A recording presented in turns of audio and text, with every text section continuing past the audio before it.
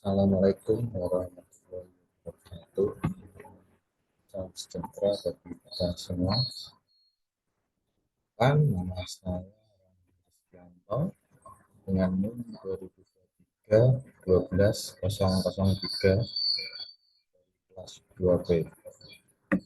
Pada kesempatan kali ini, saya akan mencoba menganalisis terkait permasalahan dugaan peretasan sistem keamanan IT PT Kereta Api Indonesia atau PT KAI.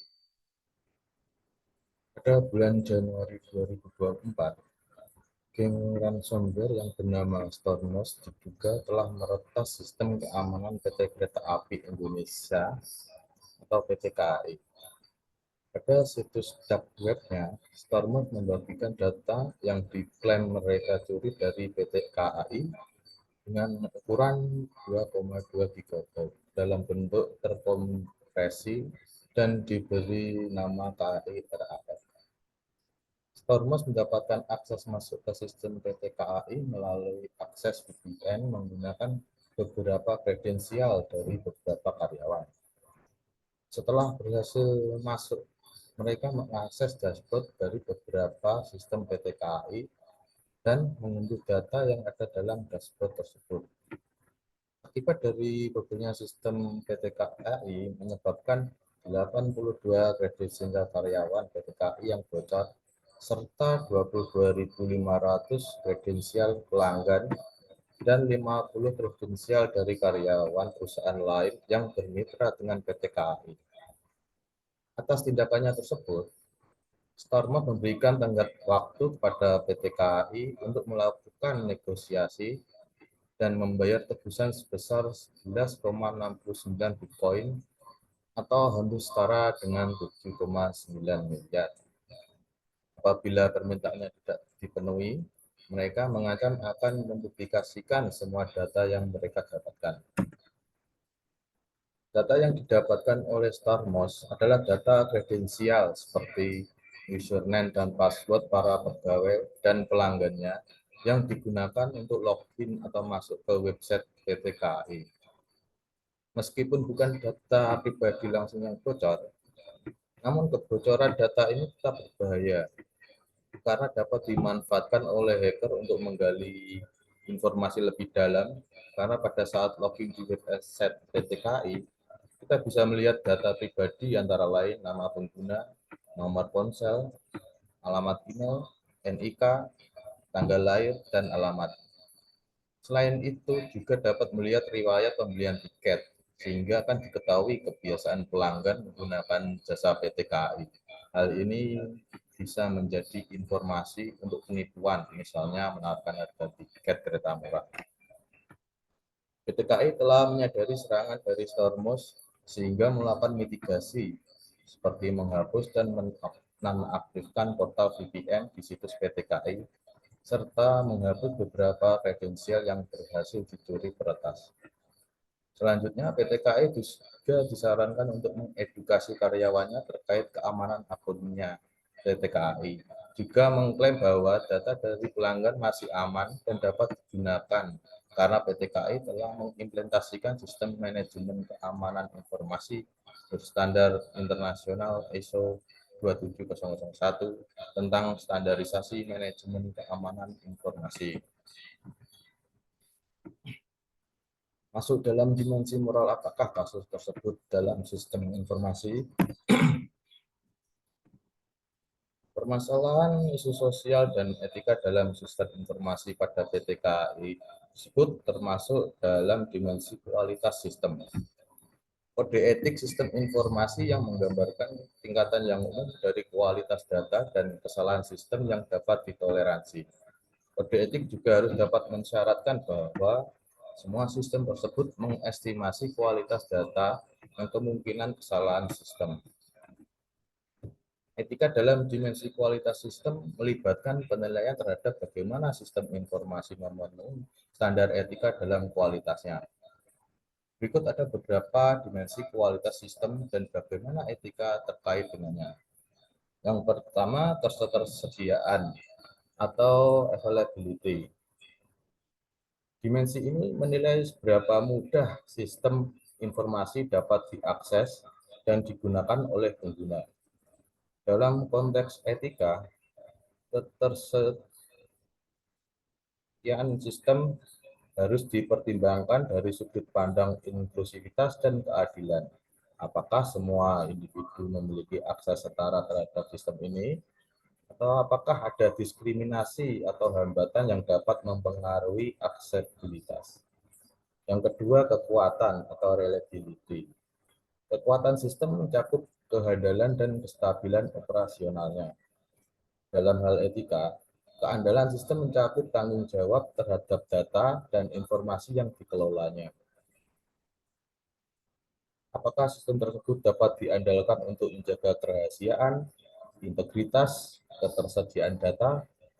Apakah ada risiko kebocoran atau manipulasi data yang dapat merugikan individu atau kelompok?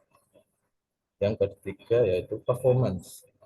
Kinerja sistem mengacu pada efisiensi dan responsifnya dalam memenuhi kebutuhan pengguna. Dalam konteks etika, kinerja sistem harus diukur dengan mempertimbangkan penggunaan energi dengan efisien. Apakah ada konsekuensi negatif terhadap lingkungan atau masyarakat akibat kinerja sistem yang tidak berkelanjutan. Yang keempat yaitu kemampuan fungsional atau functionality. Kemampuan fungsional sistem mencakup fitur dan fungsi yang ditawarkan pada pengguna. Dalam hal ini etika. Kemungkinan fungsional juga harus mempertimbangkan dampak sosial dan moral fitur-fitur tersebut. Apakah fitur-fitur sistem menghormati privasi dan keamanan data? Apakah fitur-fitur tersebut mempromosikan inklusivitas dan keadilan? Atau malah dapat digunakan untuk menghasilkan diskriminasi atau ketimpangan? Yang kelima yaitu kemudahan penggunaan atau usability. Kemudahan penggunaan sistem mempertimbangkan seberapa intuitif antarmuka penggunanya. Dalam konteks etika, kemudahan penggunaan juga berarti meminimalkan risiko kesalahan atau kebocoran data yang disebabkan oleh kesalahan pengguna. Yang keenam yaitu kemampuan pemeliharaan. Dalam konteks etika, kemampuan pemeliharaan juga mencakup tanggung jawab terhadap dampak lingkungan dari siklus hidup sistem.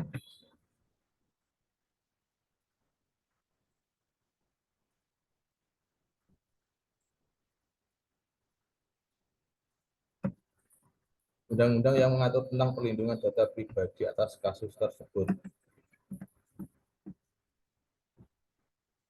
Undang-undang yang mengatur tentang kasus tersebut antara lain yang pertama, Undang-Undang Nomor 11 Tahun 2008 tentang Informasi dan Transaksi Elektronik. Meskipun Undang-Undang ITE tidak secara khusus mengatur tentang perlindungan data pribadi, beberapa pasal dalam undang-undang tersebut memberikan dasar hukum untuk perlindungan data pribadi, terutama terkait dengan keamanan data dan privasi. Yang kedua yaitu Undang-Undang Nomor 27 Tahun 2002 tentang perlindungan data pribadi.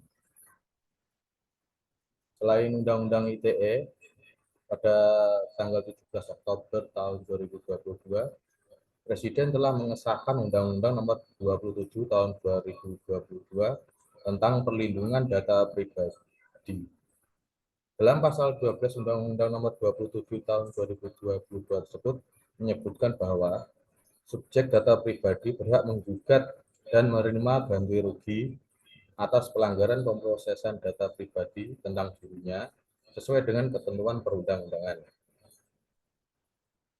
Subjek data pribadi yaitu orang perseorangan yang pada dirinya melekat data pribadi.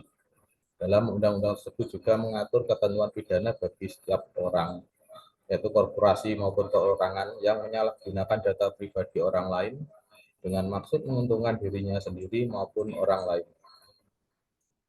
Pada bab 8 pasal 57 ayat 2 dijelaskan terkait sanksi administratif yang didapatkan antara lain berupa peringatan tertulis, penghentian sementara kegiatan pemrosesan data pribadi, penghapusan atau pemusnahan data pribadi dan atau denda administratif.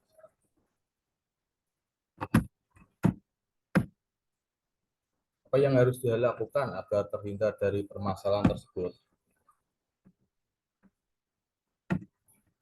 Yang diperlukan di kemudian hari agar terhindar dari permasalahan isu sosial dan etika tersebut antara lain yang pertama, mewaspadai informasi pribadi yang akan dibagikan secara online termasuk di media sosial, forum, atau situs web lainnya, serta menghindari memberikan informasi pribadi yang bersifat sensitif jika tidak diperlukan.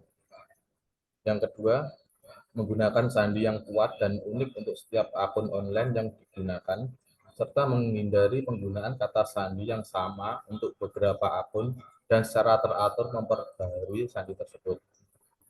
Cara yang ketiga yaitu apabila terdapat fitur keamanan autentikasi dua faktor, sebaiknya menambahkan fitur tersebut untuk menambah keamanan akun online dengan meminta verifikasi tambahan selain sandi.